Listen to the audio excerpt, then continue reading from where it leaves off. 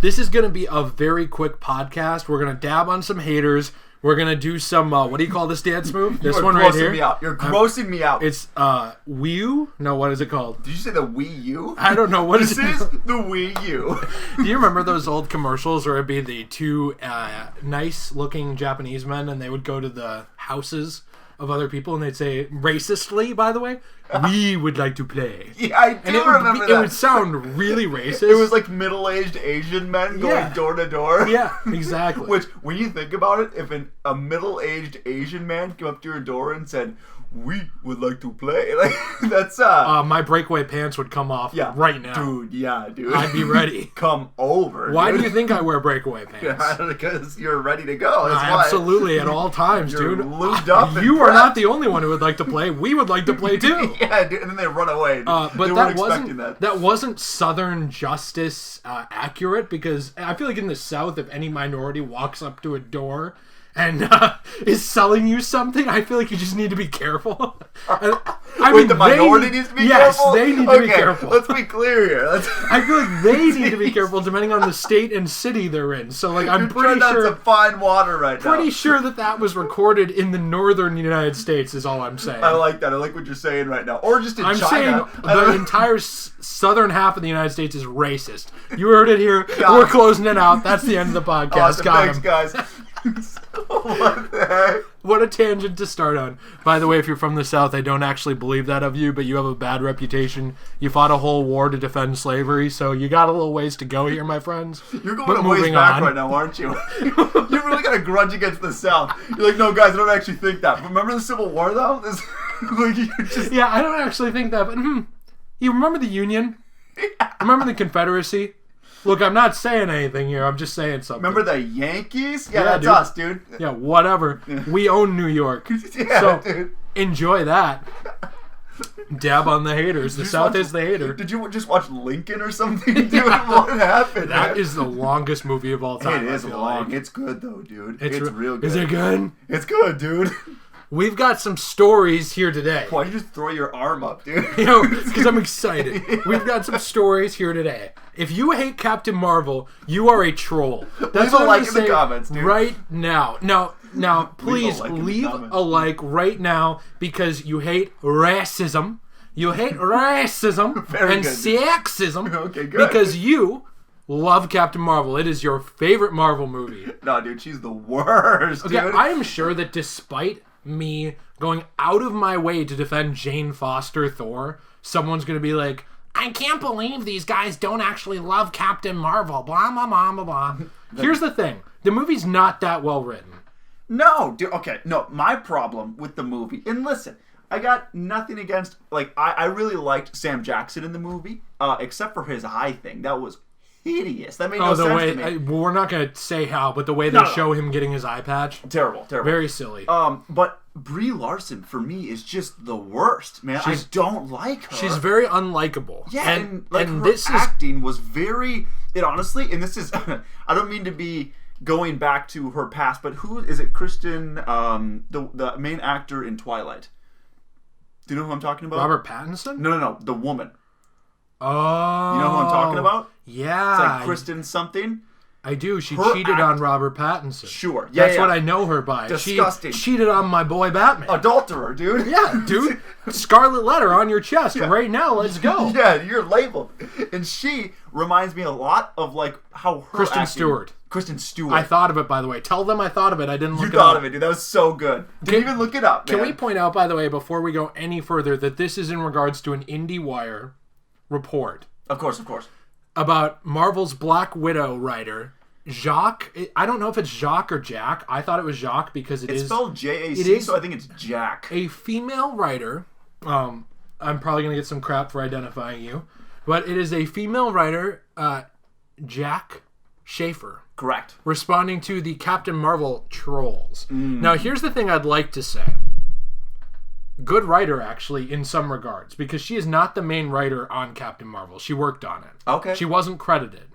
So it's like she was one of the writers that worked on it, at least according to many different outlets. Sure. So she did have a connection to Captain Marvel. She's kind of headlining Black Widow in terms of being the main or one of the main writers on it. and she is working on other stuff in the MCU. She is the showrunner of The Vision and Scarlet Witch, which I am super excited for watching. So this is nothing against her as a person. Right? I don't like her attitude, though, in the comments as they're reported in this article, because the way that it's worded is basically this idea that if people didn't like Captain Marvel, that they're haters. And even though they don't say, like, sexist or whatever, that was a bit of a marketing push from the movie, was kind of like this idea of like, oh, you don't like Captain Marvel, you're insecure with your masculinity. Right. Dude, some of my favorite MCU characters are women. Yes. I adore Scarlet Witch. I was just going to say, Scarlet Witch is fantastic. Black Widow is great. Yeah. And despite what Nate says, Black Widow's awesome. She is not just there. Yeah. Nate doesn't like her. Disgusting. Yeah, what a heathen, dude. What a sexist I say he's a sexist. Yeah. I say I'm going to dox him right now. Yeah, get him. We get a mob to go to his house, cut his head off, parade it through the streets. Is this too violent? No, you're good. Keep going. All right. Okay, I'm moving to Denmark. Okay, good. Good, dude. I'm going to have to go somewhere that doesn't extradite after these comments. Yeah, it shouldn't be a problem. I hope Denmark doesn't. Denmark, get back to me. Yeah. Hit me up on Twitter. Hit me up, yeah. Do they have a prime minister or something? But no, I was going to say, we're not criticizing her, obviously, as a person, like you said. It's just her comments. Well, they're dumb comments. Exactly. And it's the same thing that I was doing with Brie Larson. I'm not criticizing her as... really as a human being, I guess, but just her actions, maybe a little bit. Well, she does seem like an unlikable human being, too, in the interviews I've watched. Like, she really pushes on the castmates. Don Cheadle, bless his soul, defended her, but he's like the nicest human being on the planet. Man. I feel like someone could walk up, punch Don Cheadle's children in the face, and he'd say, listen, they're misunderstood, they've had a bad life. Yeah. He's just such a nice guy. Yeah, he is. It's like, what are you going to do to piss off Don Cheadle? You have to. You know, what are you going to do? Probably kill him, yeah. But, I mean, he's a super nice guy. And Brie Larson, it's like, we've seen interviews, like you said, and they're like long montages of how it's her just being annoying or rude or just unpleasant. And, like, her acting... And it's critical. But like I was saying before, it reminded me of Kristen Stewart from Twilight, where it was in Captain Marvel, for me, it was very cardboard. There wasn't much emotion. It was just, hi, I'm super powerful. How do you like my flight suit? Yeah. I am a Kree. Yeah, dude. That's what it was for me. And it wasn't good for me. I didn't enjoy it. And so... I like planes. I love airplanes. Yeah, dude. I love airplanes. Don't look at my butt. Yeah, don't, dude. Don't. That's a joke, because there was there was a lot of talk leading up to Captain Marvel about why her suit wasn't sexualized. I don't think anyone ever cared. No, it didn't. No. I think we have plenty of sexualized depictions of women in the MCU. And Captain America, dude. Yeah, true, that boy is thick. He's thick. Dude, even Old Man Cap. I'm just saying, 10 minutes alone in a room with Old Man Cap. I'm just saying, dude, that stands up. I'm sure there's some stuff hiding back there. That shield isn't the only thing I'd let him throw around the room. Yeah, what's going on? Cap, throw me around. Oh, yeah, okay.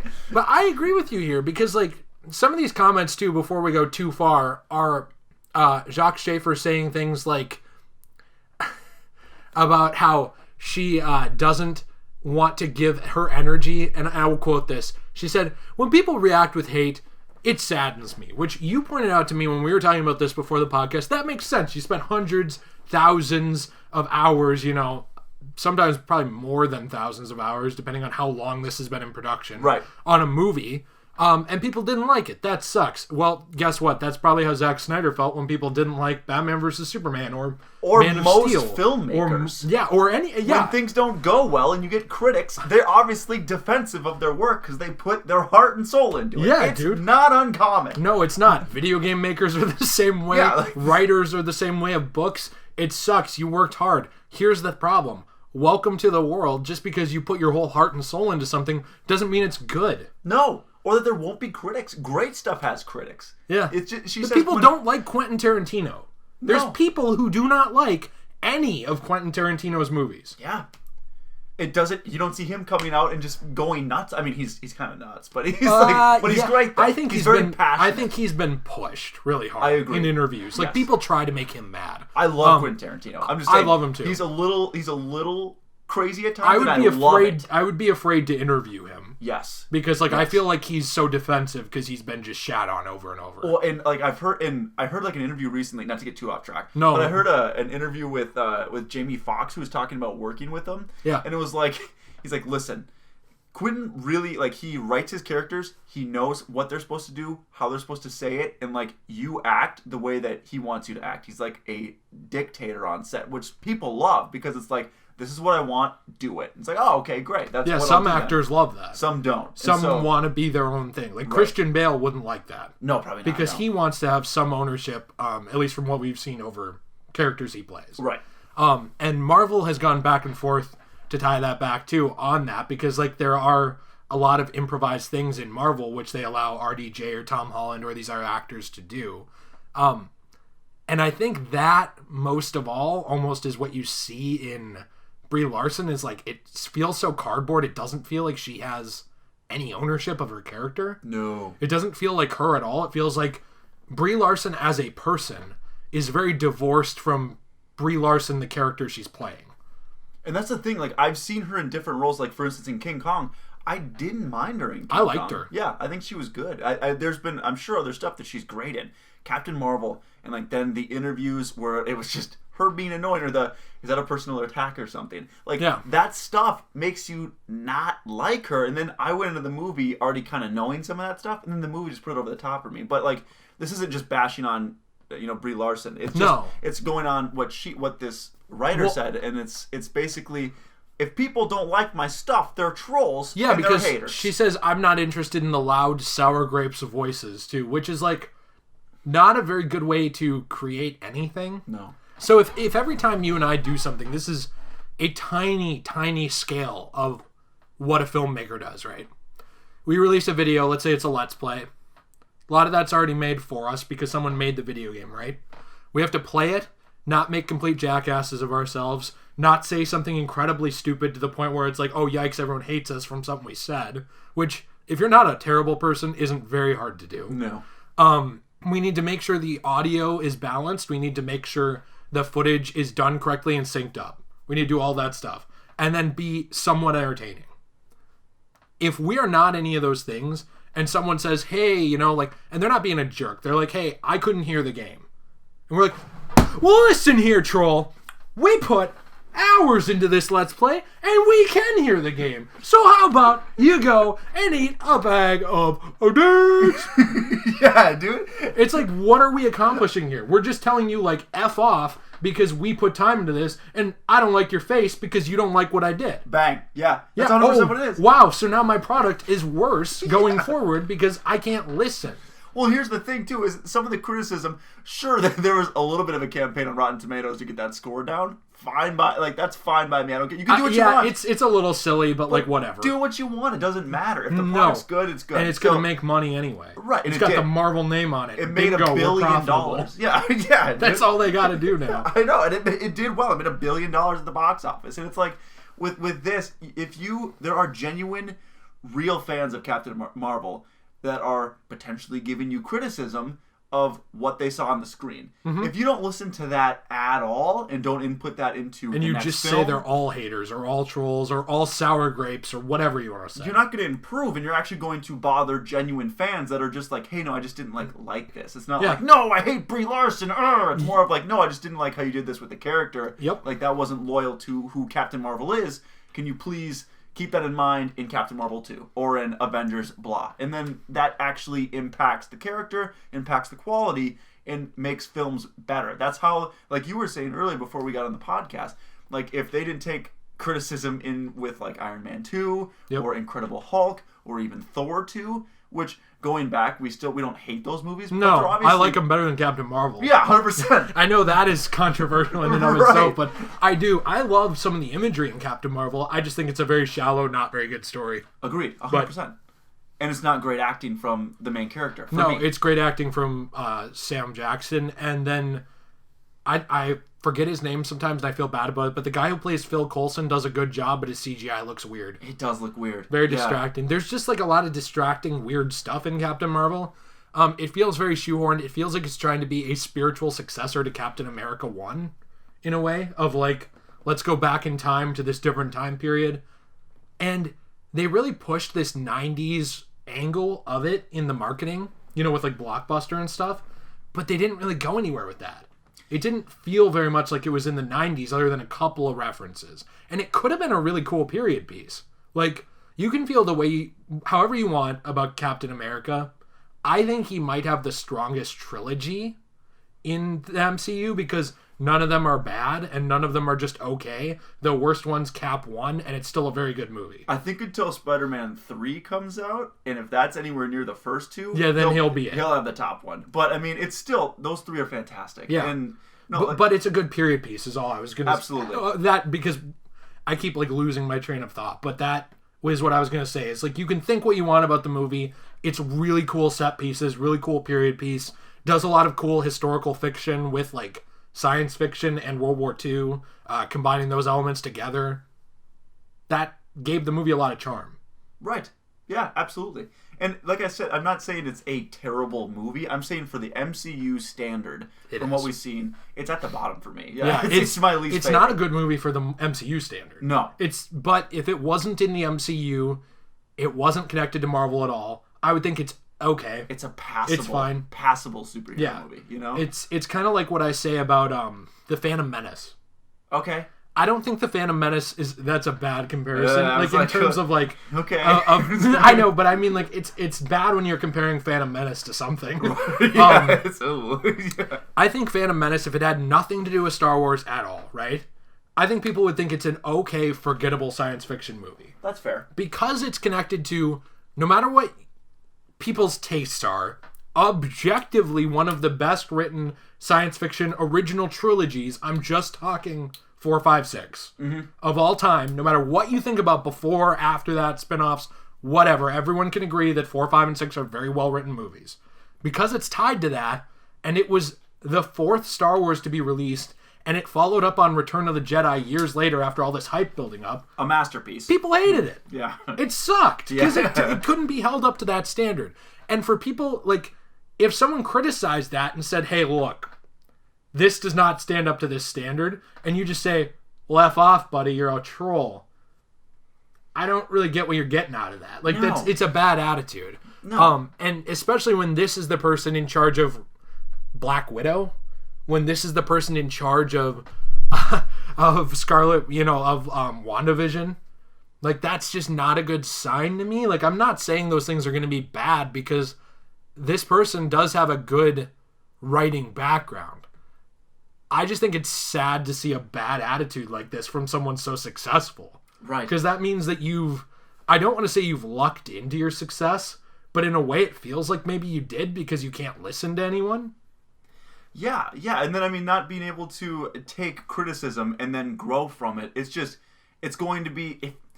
If Black Widow is similar, and I don't think it will be because Scarlett Johansson is a fantastic actor, and she's already established, like, I love her character. Yeah. So it's not going to be comparable, really, to Captain Marvel in that way. But, I mean, if she goes in with the same mentality, in the same kind of, I guess, story type and what we're dealing with, and a lot of weird themes that, like, don't need to be there, it's going to be frustrating, I think, for fans of the MCU, because you're not taking genuine criticism. You're overlooking, like, a campaign that was more of meant to be like, we don't really like Brie Larson's comments, into actual criticism of a film that we want to be better in the future. Yeah. So if you're not taking that and not actually trying to grow, it's frustrating for the consumer. Not saying Marvel's really going to suffer because they've got, like, just a gold mine of basically... they still could make worse movies. Yes, it doesn't mean that they won't be you can make something not great and it can still be profitable, but you should still strive to do both. Yes.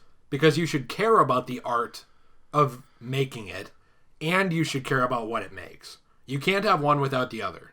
Right. Like, if you just make stuff for the art only, you're not going to be able to make any more stuff. Exactly. So if you only want to make one thing ever, you can do that. That's really about it. But if you only care about the money and you won't listen to anyone, that's not very human. That's not a very human way to make things, and, like, it's also just going to lead to worse products. And I think that how there was a bit of an oversaturation of the MCU for a while. Of, like, people still loved it, but it was kind of like these are starting to all feel the same. And they moved away from that. So that's how they managed to get so big, I think, is by listening a little bit, at least. And if they're going backwards on that, I think that's a bad sign. And the problem is, too, that this writer, I feel like she knows the characters, but she feels very J.K. Rowling to me, where it's like she knows the characters but wants to make some kind of political statement about everything she does. And I don't think there is one to be made about everything in the MCU. There are real movies with political statements. Captain America 2 is very much about like government surveillance, privacy, doing the right thing, whether or not it is against the law, standing up for yourself, like American patriotism, at what point that patriotism is about just following orders and at what point it's about what does our country stand for.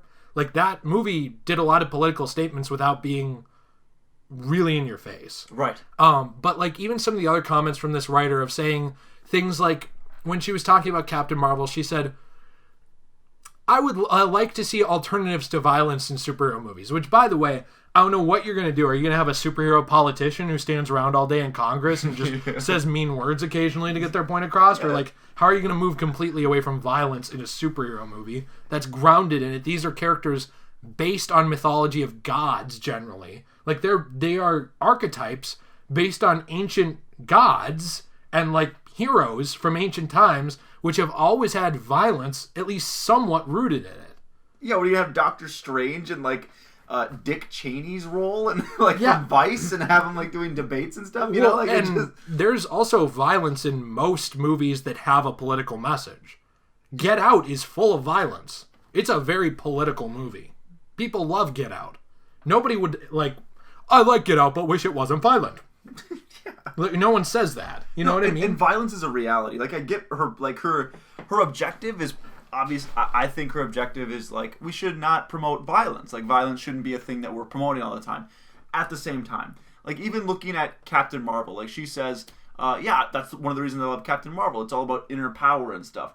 I mean, most of the MCU movies are about inner power. They have to overcome something at some point, and it's just about willpower at some point. That's inner power. Yes, you know? Sure. But she's saying, like, there's not really that much violence in Captain Marvel. There's tons of violence in Captain Marvel. They use guns all the time. Yes, even she had guns at the beginning. And she's bashing people all around his ship with, like, metal gloves on at one point when she's, like, breaking out of the prison or whatever. So, I mean, there's violence all over the place. And so, I mean, for that stuff, violence is just kind of a reality. And to say, like, we shouldn't be glamorizing guns and weaponry. I mean, I don't know. It's just, that's another, like, political statement, I guess. Yeah, it's just too much. Yeah. It's too much in your face, too much beating you over the head with it. And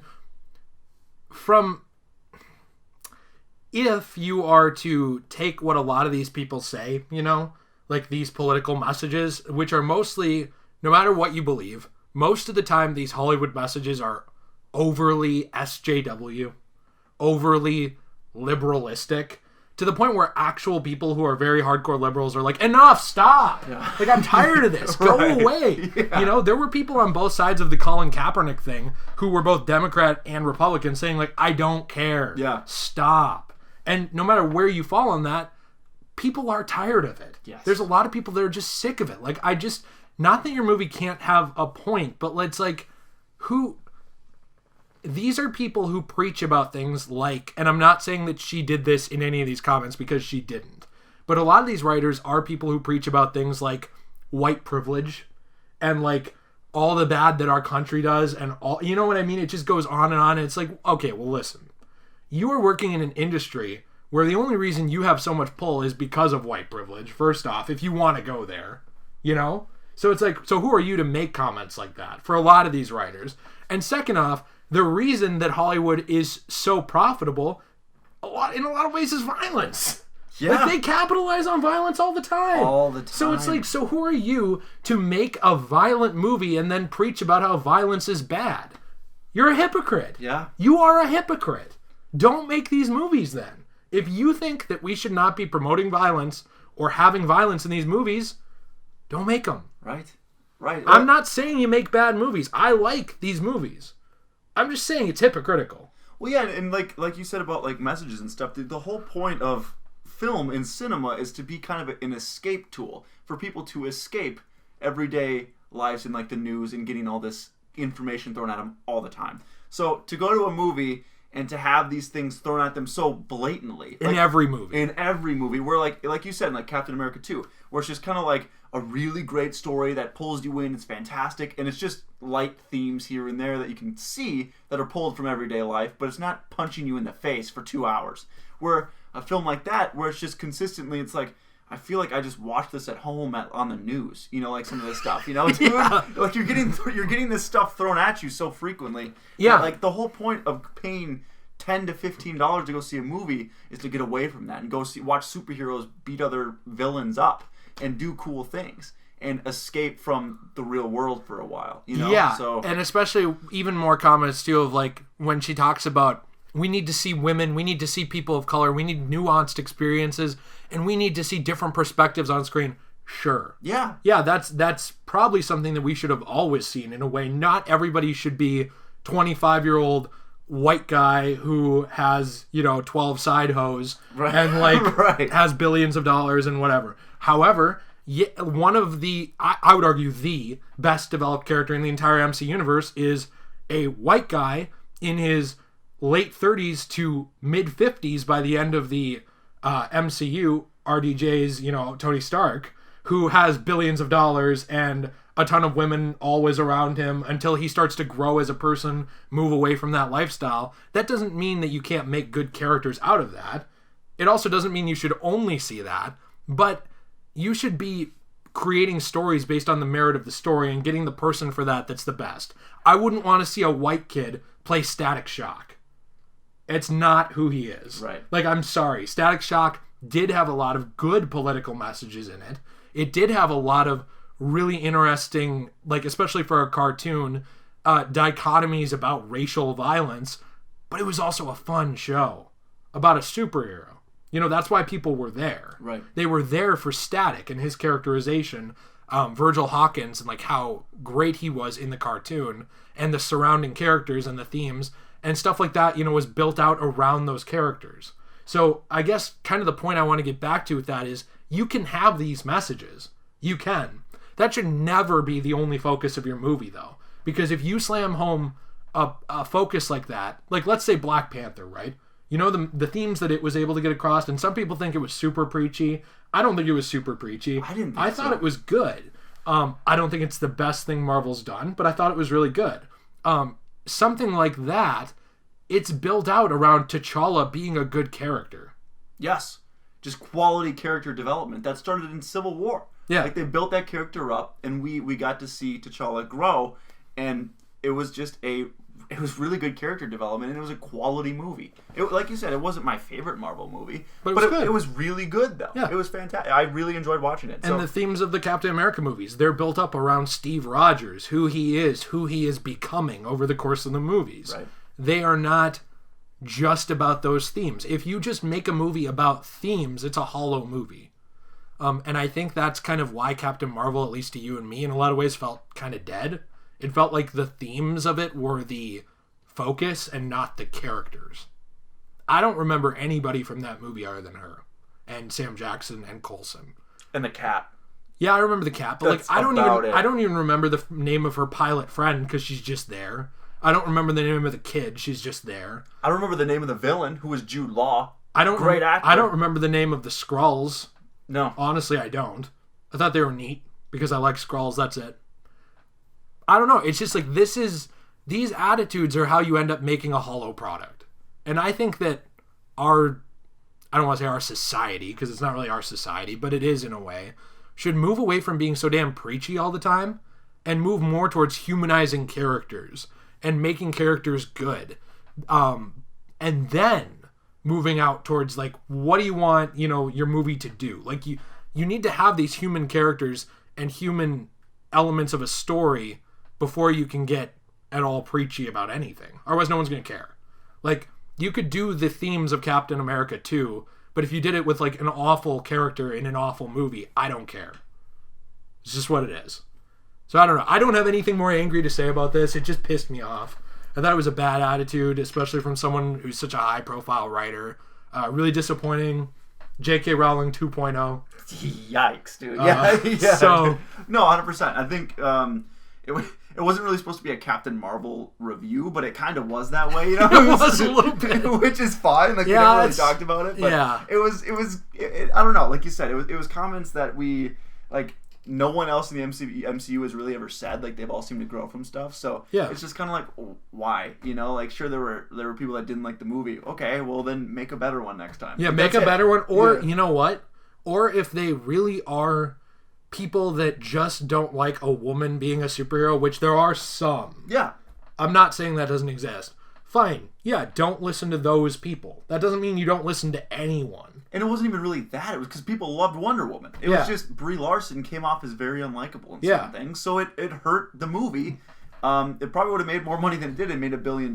So, I mean, it was really just that people didn't really like some stuff that Brie Larson said in the way that she is sometimes. So, and maybe Brie Larson should try to be more of a likable person. And I mean, like, everybody loves Emilia Clarke. Yeah. Nobody would have done this. I'm not saying Emilia Clarke would be Captain Marvel, but if she was, nobody would have really felt that way about her. Not at all. No. It's just a bad attitude. I think it's silly. I think that to blame everyone around you for your movie not being up to quality or up to par in the terms of quality is childish. Like, it's just not taking responsibility. I've never seen a Marvel movie other than this do this, actually. Nobody throws themselves in front of a train for the Incredible Hulk. No, they don't. Nobody, like, goes out and defends Thor the Dark World to death. No one who even worked on it was doing that.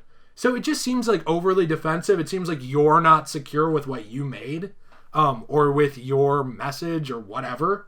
Like, you are insecure to be projecting that, is what it comes across to me.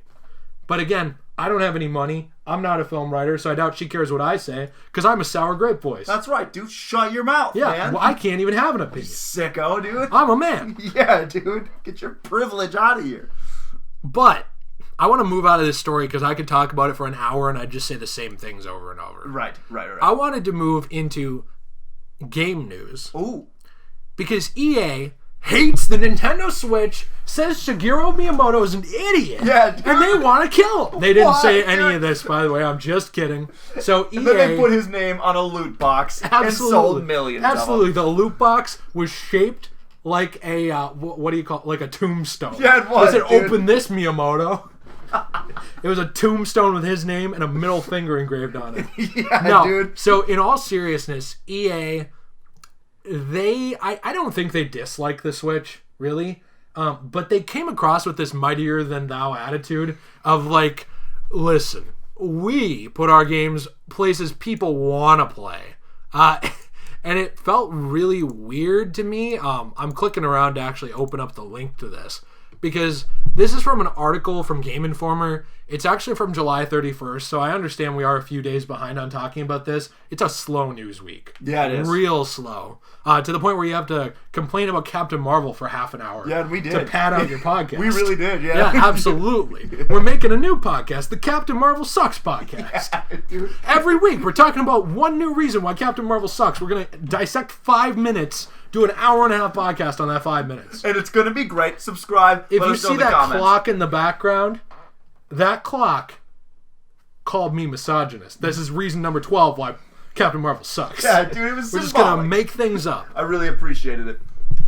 So, EA CEO John Riccitiello had stood on stage. This is how the Game Informer article started, by the way. They're talking about how he was at the Nintendo E3 stage in 2011, and he was talking about how they were working with Nintendo for the Wii U, which, yikes, that thing is dead as a doornail, has been for a long time. And this whole thing didn't do very well. The Wii U did not do well at all, and EA was reluctant to work with Nintendo after this. I guess I get that. However, look at how much the Switch has made in money and sold in consoles. Like, it's really silly to hold on to that mindset. Because EA was actually doing an earnings call. This was last week here. And an investor had asked them basically, why isn't The Sims on Switch when it's on other consoles? And he had this whole lengthy statement where he goes, anytime we're evaluating platform conversations, we are really looking at a couple of things. One, does the game really fit the profile of that platform in terms of the control or the community ecosystem? Which one were you talking about? The community ecosystem? What does that even mean? What do you mean? Because there's different communities on this platform playing different things. The community ecosystem of Call of Duty on the PS4 is not the same as the community ecosystem of Uncharted 4 on the PS4. It's not. Completely different. There might be some crossover of like you and I might play both. Sure. But that's not going to be the overwhelming majority. That's really silly. A side question. Does it like... To me, it seems that EA just wants to be the villain, dude. Like, they keep saying... like going all in and on they're just embracing it at this point. Because they keep saying and doing things that are just annoying. And they make headlines because they're annoying. Like, they're just dumb statements. Or they're just taking advantage of people. So, I mean, EA has just gotten to a point where everything they do is like... scrutinized and hated. There they go again. Yeah, EA, what a bunch of idiots. That's EA doing EA stuff. You know stuff. what's funny? EA is a company that could make incredible games. Yes. But chooses to go this direction of monetizing everything to the point of hurting the experience, which no one cares if you monetize your game. Some people do. Some people don't want any monetization element in it. Fine. But the overwhelming majority does not care if it doesn't hurt the experience of the game. The problem with EA is they go so far overboard, it always hurts the experience of the game. And look at how much they are slamming down on sports fans. They're making more money on like packs and loot boxes themselves than they are on actually selling the games. Yeah. If that that was just reported within the last month or two. Yeah, especially in FIFA. In FIFA especially, because it's worldwide. I mean, obviously FIFA is the most, soccer's the most popular sport. So football, please. Football, disrespectful. So then it's making tons of money because it's worldwide, and people buy these packs obviously because it's literally gambling. And so these kids will buy packs. Careful there. We don't want to get sued there. It's not gambling at all. Allegedly. Not at all Allegedly. Gambling. Not even in the slightest. So then they're making more money off of like in-game currency than they are off of a $60 video game being sold to someone, which is a crazy thing to think about. Like, say 60 million people, which is, I mean, that seems like really high, but say like that many people buy FIFA. Like, you made more money. Actually, I don't think that is that high.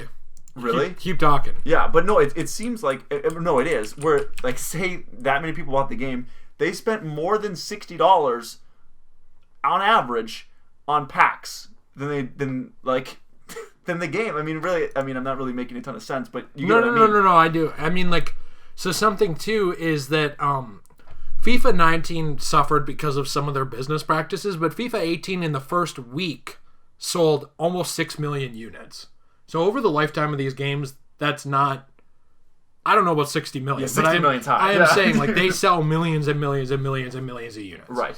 They do make a lot of money off of that, but they make a lot more off of... Let's say 10% spent $500 on loot boxes in that year. That is an insane amount of money. That's so much money. Like, that's way more than you'd be making off the sales. And so there's been way more than that. Like, if you watch like streamers and stuff, like every other video, they're buying $100 bundles and spending a half hour opening packs. Part of that is these countries that allow that to be written off as a business expense. It probably shouldn't. Oh, they do? Yeah, because there's a lot of countries. I don't know about the United States. I've seen some conflicting information on it. But especially in the UK, there's streamers who can buy like $500 in FIFA Ultimate Team packs, right? And then write that into the English government and say, like, this is a business expense because I'm a full-time streamer and, like, this went into my business. Oh.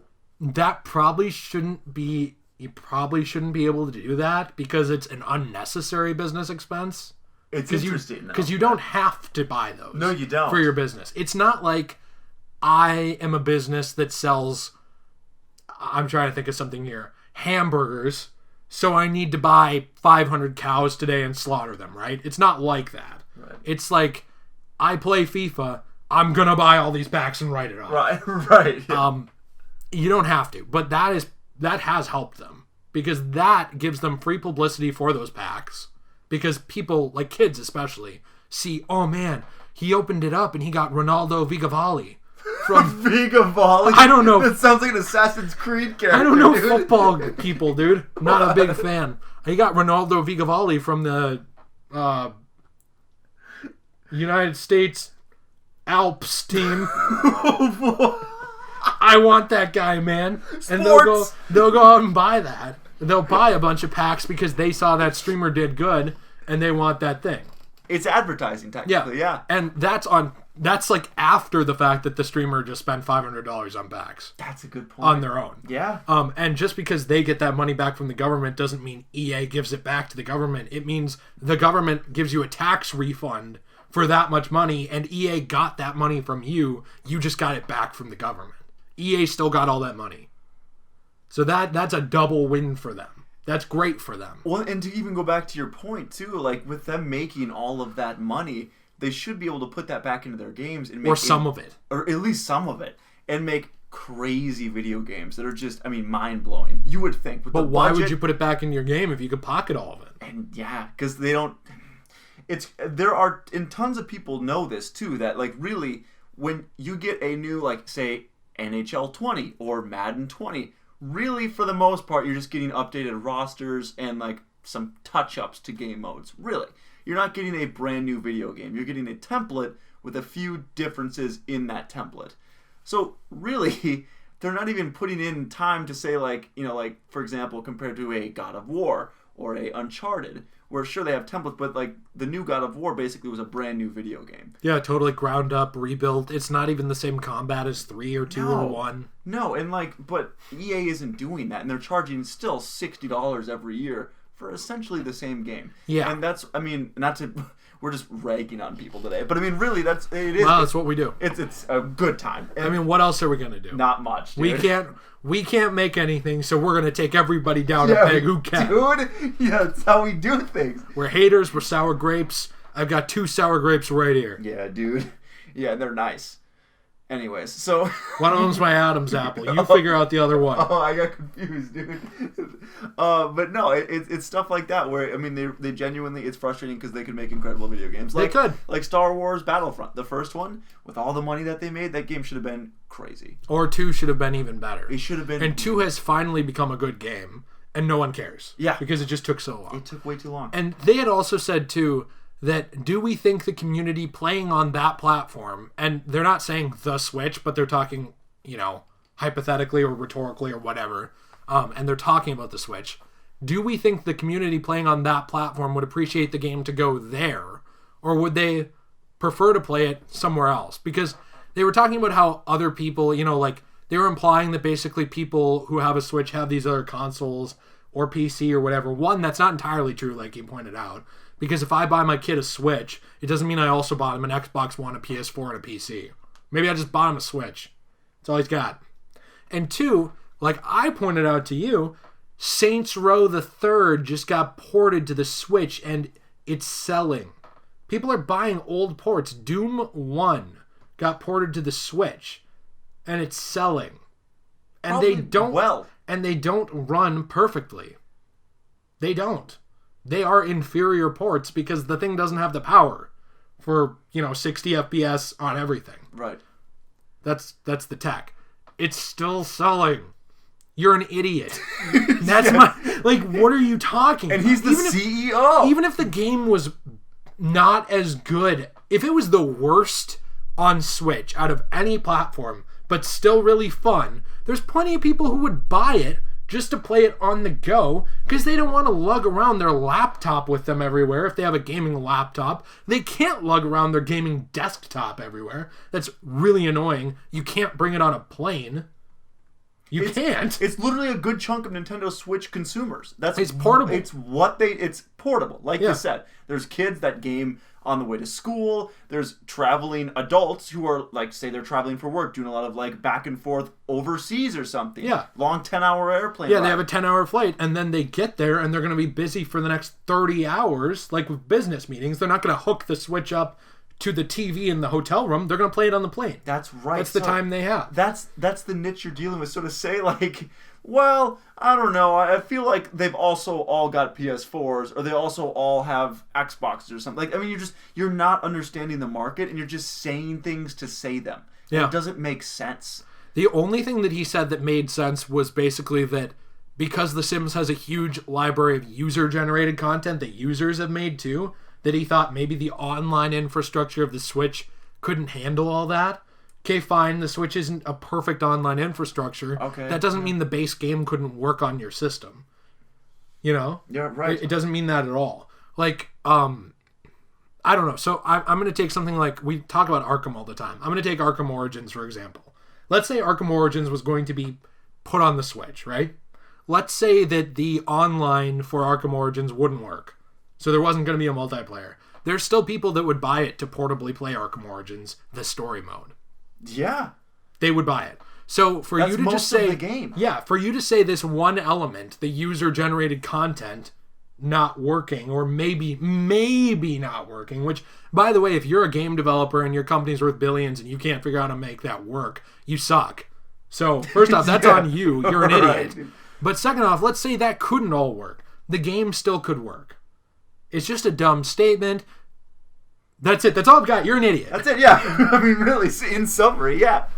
I don't know. Dummy dumb. Unless you want to sponsor the podcast, then I will jump in front of a bullet to defend your decision. We'll do anything for you. You will be my father. Yes, 100%.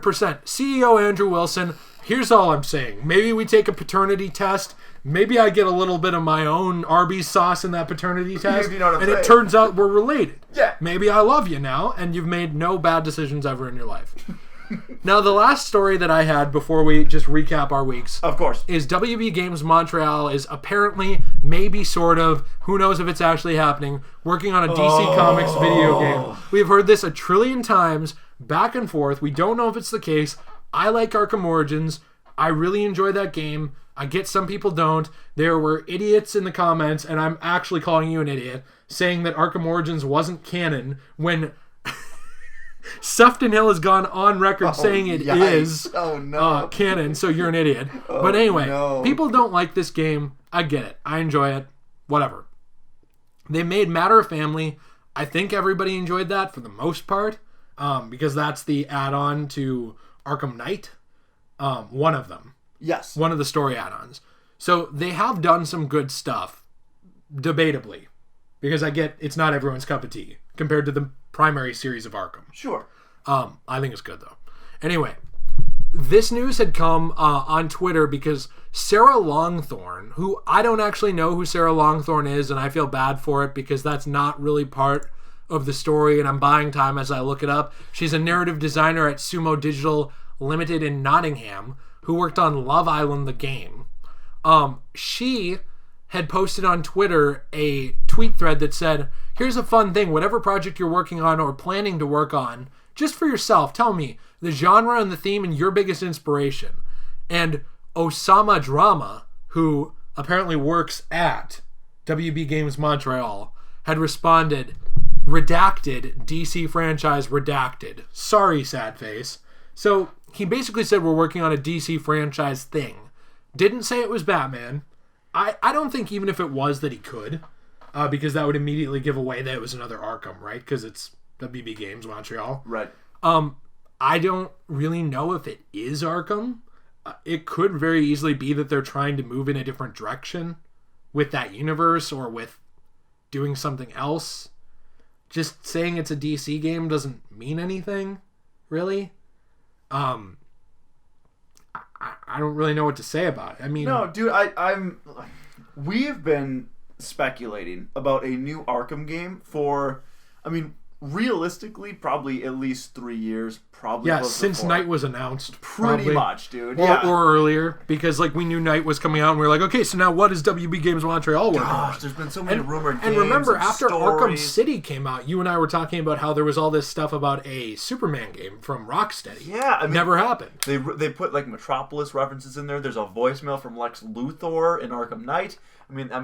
There's so many things that have just been leaked, and then end up not being true. There's the Court of Owls rumors. There's all of this, which was mentioned again in this article from Bleeding Cool. Yeah, the Court of Owls rumors. There was the Batman Insurgents rumors. There was now this stuff. I mean, really, it's either Warner Brothers Montreal, it's Rocksteady posing with. I mean, they still got random Batman stuff that they do. They'll go to events and they'll have like Court of Owls shirts on, and they'll have like all this stuff, and it's just we get nothing. So I honestly why is it such a secret? So weird. But why is it such a secret? Like, I don't really understand that. Like, I don't get that with game development at all.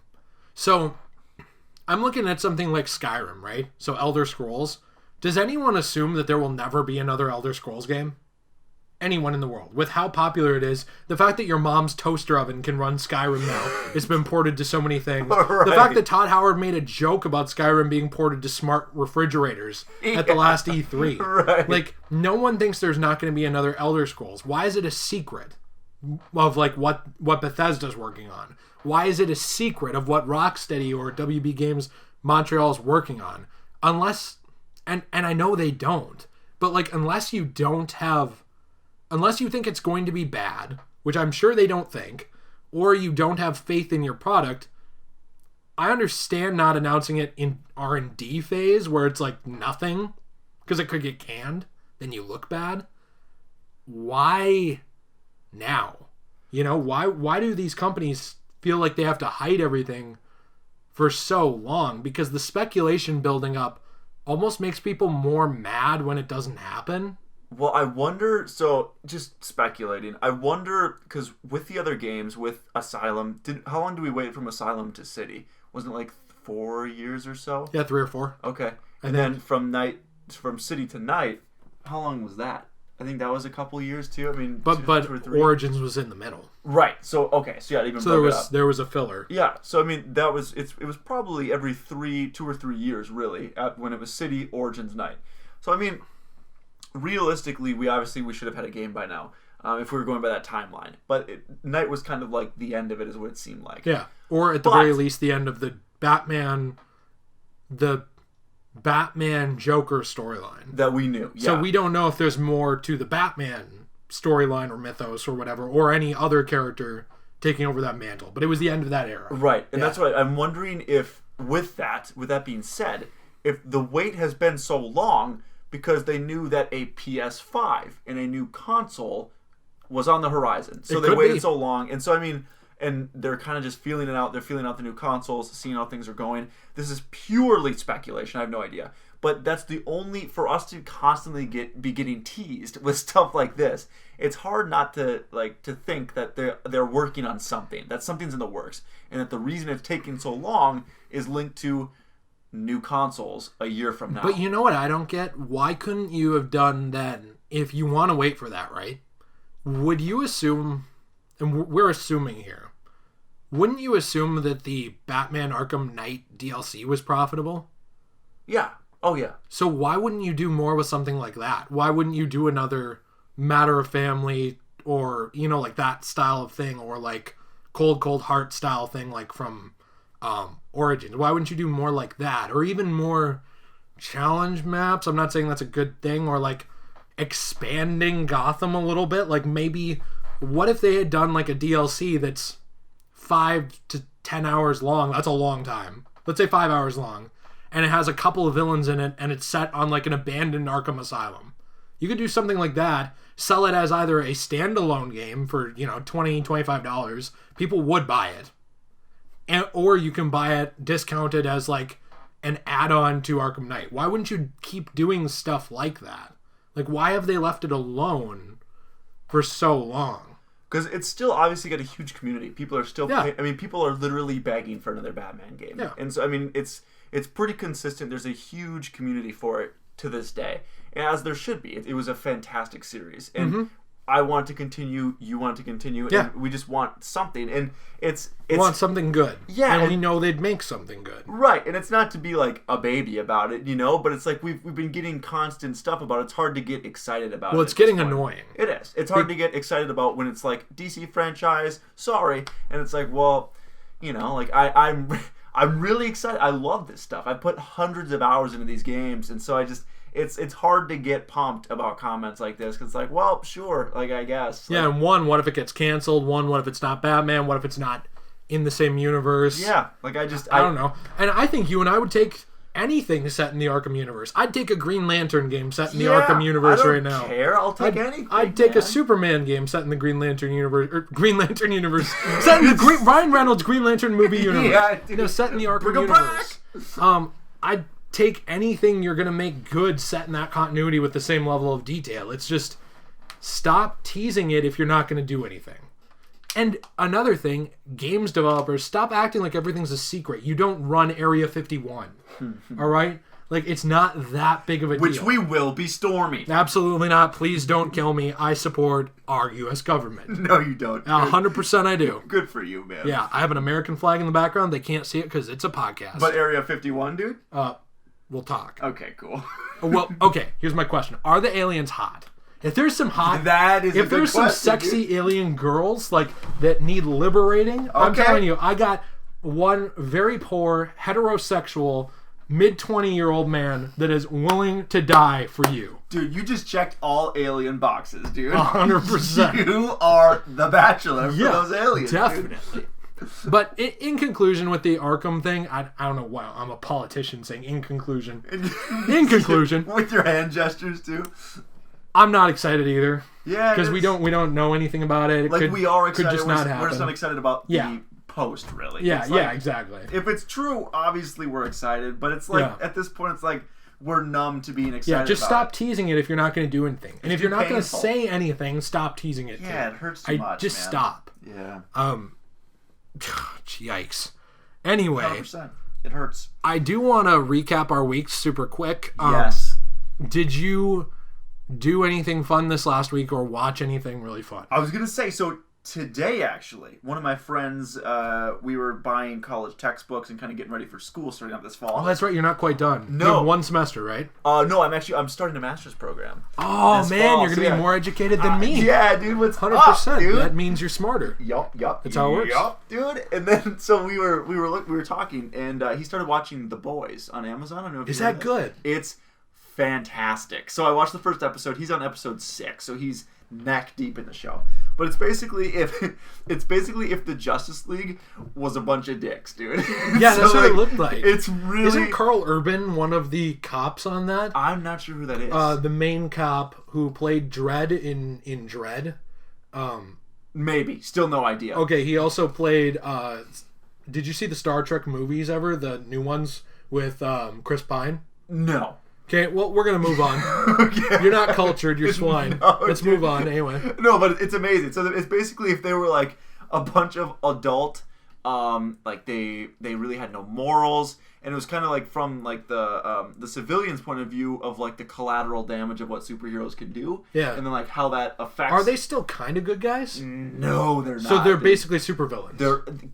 Yes, but no. Do they stop crime? They do. But they also are corrupt. They're very corrupt superheroes. Oh, okay. So it's you gotta watch it. Seriously, I really enjoyed it. I saw this scene where like the guy picked up a baby and the baby was shooting lasers from its eyes. Oh, I haven't seen this. Was like in a trailer. Okay. I just saw something like that and I was like, huh, that looks interesting. No, it's seriously, it's really good. It's actually kind of funny.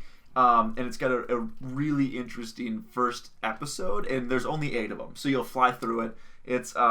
It's really good. I really enjoyed the first episode. Is it a limited series, or is there going to be more seasons? They already that's like the first question I asked to my buddy. I was like, so did they already greenlight a season 2? He's like, within the first week, they're like, yeah, it's doing really well. Season 2's on its way. And so, like, it was within a week, it was doing super well. People love it. So yeah, no, season 2 is already in the works.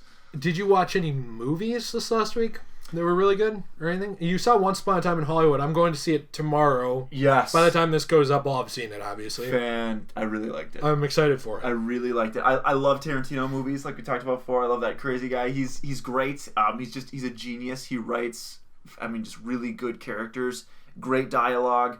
Once Upon a Time in Hollywood is great. You said Margot Robbie is really good in it too. Yes, yeah, Margot Robbie's fantastic. Brad Pitt was my favorite. Yeah, I love Brad Pitt, and Leonardo DiCaprio is great too. He's always great. They're all really, really good actors.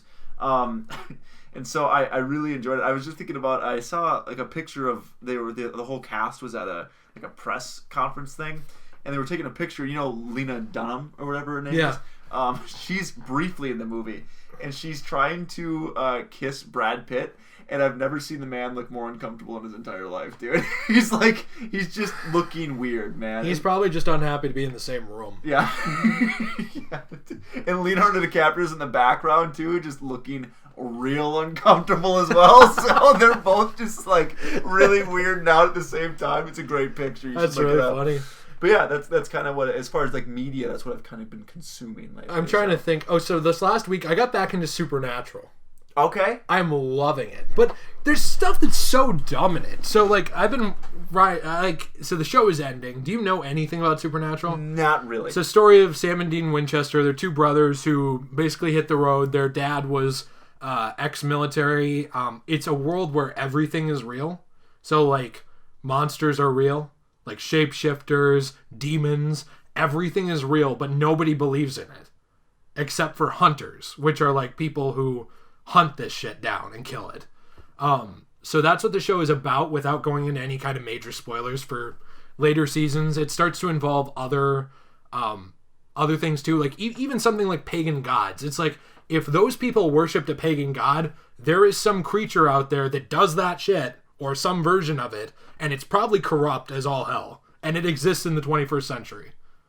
So it'll be stuff like, you know, like you see in the news, like, oh man, this cattle was mauled by, like, a wolf. It'll be like, no, that wasn't a wolf. That was a demon. Weird. Yeah, it'll be stuff like that. And they go after it and hunt it down. That's what the show is about. It starts to expand a lot in later seasons. There's going to be 15 seasons by the time it's done. Jeez. It's been going since I was a kid. So, like, I love this show. I grew up watching it. I'm on season 9. I've watched through season 11 before, and that's it. So I'm trying to watch through the rest of the show. I started at 1. And I love it to death, but there's some dumb stuff in season 9, which has really annoyed me. Of like, really? Like, these two are brothers, and, like, there's a point where Sam is like to Dean, like, I can't trust you like I should trust you. If you want to work together, we'll work together. But I don't want to be your brother. It's stuff like that. And what, I'm like, dude? You've been together for 9 seasons. You've done some dumb stuff yourself. And he's always like, yeah, I forgive you. And now you're like, no, I don't want to be your brother here. It's like, there's just some dumb dialogue where it's like, it's a CW show. Right. It is a CW show. That's where it airs. And just occasionally it feels like there's manufactured drama for the point of being drama. Or like, their best friend, Cass, is... I don't want to say anything about who he is to you. You need to watch this show at some point. It is really good. Like, I honestly recommend it with all my heart. Okay. But their best friend, Cass, is one of these creatures in mythology who works with them. Except, like, half the time, like, when they're going to need his help, it's like the CW finds a way to sideline or depower him so he can't help them. It's just stuff like that. It's like, this is a very CW thing. What are you doing here? You know, it's like Arrow, where it's like, oh man, he kills everybody. But wait, he doesn't because of pussy. Oh wait, but Yeah. he didn't ever get any of that. But he's still not going to, even though he didn't care about the morality of killing people ever. He didn't care about that. He stopped doing it because she didn't want him to do it.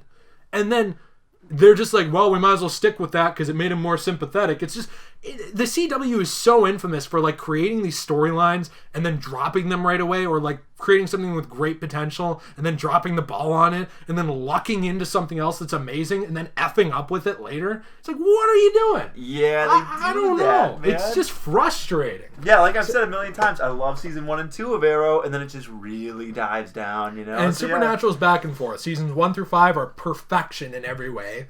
6 is like, I still like it, but it's really compared to the rest of them. Like, probably the worst out of 1 through 5. 7's 8 is like, what are you doing? 9's like really good, but it's like, there's some dumb crap in it. 10's really good, there's some dumb crap in it. And then I've heard 11 on is like perfection again. Okay. Like, I've heard it upswings again, because I loved 11, and people say, like, if you love 11, the rest of the show is even better. So it's like, I'm getting back into it for that. The other thing I watched this last week is we've been, you know, slamming through the MCU movies. I've been watching them with my mom. We just watched Spider-Man Homecoming. She really liked it. I'm blown away at how little RDJ is in that movie, but how good he is in the movie. Yes. His presence is like perfect. And you feel his presence the whole time, even though he's not there the whole time. Like, it's just great. And I love how they've established in the MCU this thing of Peter kind of being the new Tony Stark. I don't feel like I really need to put any more spoiler warnings on Endgame, but if I do, I guess you can very clearly see from all the headlines that RDJ is leaving the Marvel Cinematic Universe. Tom Holland is kind of taking that spot a little bit with his Peter Parker. And they follow those themes up so well in Far From Home. Because I did go see that in theaters. Loved it to death. I might like Vulture a little better as a villain because I think he's more sympathetic than the villain in Far From Home, which I don't want to say who it is because there's some different stuff about like questions of like, who is the villain? Like, is it, Molten Man and Hydra Man? Is it Mysterio? Are they making Mysterio a hero in this version? Is it someone from the multiverse? Like, I don't really want to say about that. But I do want to say that I think the villain in Far From Home is really good. It has more connections to Peter and his picking up the ball of where Tony left it in the MCU. And it's fantastic. I don't know which movie I like more. I might like the villain more from Homecoming, but the movie better from Far From Home? I don't know. Zendaya, her Mary Jane is incredible. I love her. She's so good. Like, I love her to death. Like, she is, in a lot of ways, like, part of the soul of that movie. And it really blew me away. Like, her performance was fantastic. The movie's got a lot of charm. Yeah! Yeah. Yeah, and these feel like high school movies. Like, they're great. They're fun. I could see Tom Holland playing this character for another 15 years. Because he is so young. He could play, a Spider-Man into his late 30s or 40s. And then phase him out of the MCU for someone else, like Miles or someone taking over for him. Yeah. You could do that. It is crazy to think that this could go on for still decades. And I'm down for that if it's me good. Too. Yeah. Honestly. And I can't believe I'm saying that because, I don't know, 5 years ago I was sick of the MCU. Yeah. And now I'm like, if you are keeping up this quality, I'm totally down for it. That's the main stuff I watch. I've really been playing a lot of Dark Souls 2 still. Like, I'm trying to beat it to review it. I want to beat Ultimate Alliance 2 soon, but it's so long.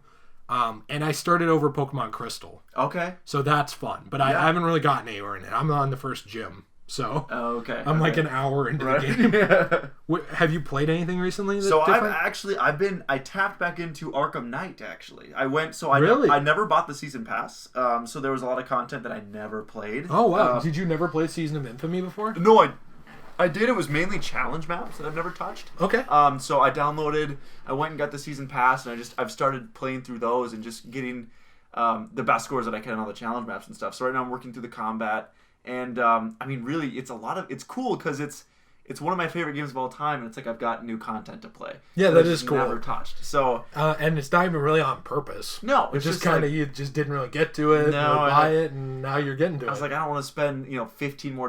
Was it on sale? No, it was $20 for the season pass. But it's been so long, and you have a better paying job. Exactly. So it's like it's fine, and the only way you get that, I think it's like a Flashpoint suit, is if you buy the season pass. So I was like, you know what? I'll just get everything for the game. So cool. It's so cool. The Thomas Wayne suit's phenomenal. It looks great. So I got that, so I've been going through that. Really, really enjoying it. And I might go back and just kind of explore Gotham again and just kind of play the game again a little bit more. Because it's probably the game out of the entire Arkham series, aside from Origins, that I've played the least. So half of them you've played the least. Yeah. What an intelligent statement. I know. Yeah. So. No, same. I think I played Asylum and probably Asylum and City the most, but I've played all of them less than you have. Yeah. So, yeah, I agree with that. So yeah, I'm excited to get into it again because it's obviously a great game, and it just feels like I've got more to one of my favorite games ever that I never had before. So I'm excited. That is exciting. Yeah, and eventually we'll get to it on the channel. Yes, eventually. Probably Origins. We're gonna finish City, the Let's Play. Probably really soon. Certainly really soon. Yeah. And then we did want to finish Pokemon. I don't know if Pokemon Coliseum. I don't know if we'll go back to Pokemon Coliseum and finish it all now, or if we'll go back to it, do 4 or 5 parts, go to something else for a bit, then come back to it again. I just want to finish it eventually. Eventually, I'd also like to finish Mega Man Legends. Right. Because I think these are more obscure games that not as many people have done. But we want to play Spider-Man 2 Enter Electro. Yes, we do. On the PS1. And that'll be a pretty short, I think it's like 7 hours. Which is, we'll cruise through that. Yeah. Yeah. So, just some stuff like that we want to play together. There's a lot of stuff going on the channel, I feel like. We're not trying to only focus on Let's Plays, but with how much we work, a lot of times it's the easiest thing for us to finish. And then working on, the podcasts and being able to take the news segments of that and make those videos too has really helped us. And one other thing too, for anyone who does get an hour and 10 minutes into this, obviously you actually care about this channel. Right. If there is something you would want to see, like us play or do or review even, like a game or like a toy or whatever, like at some point just say so. It doesn't mean we'll for sure get to everything, but it is good to have that feedback. But you're a sour grape and we hate you. Yeah. So that's what we wanted to say. In conclusion, you're sour grapes. Yeah, disgusting. No, and you're a sexist. That's right. You're a monster. No, we really genuinely appreciate feedback. And yeah, like you said, if they're this deep into the podcast, that's amazing because it's a long podcast. Yeah, so, I'm not even this deep in. I checked out at 40 minutes. I know, dude. Yeah, you've been irrelevant for 30 minutes. No, I've been irrelevant my whole life. Okay.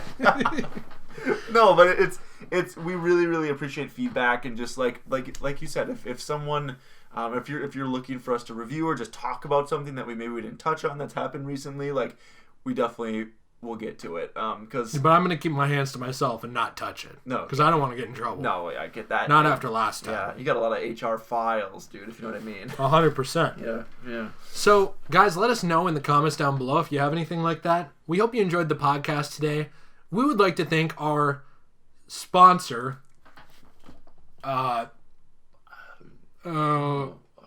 Dragon Ball Z. We're sponsored by what? Dragon Ball Z, the anime. I'm sponsored by it. Since when? Since right now. Nice. That's why I have so much money. Wow. You just said you were poor. We're not sponsored. Please, someone sponsor us. Yeah, and we'll see you guys in the next one. Goodbye. Adios. Farewell. Merry Christmas. Hallelujah. Happy Hanukkah. Enjoy your day.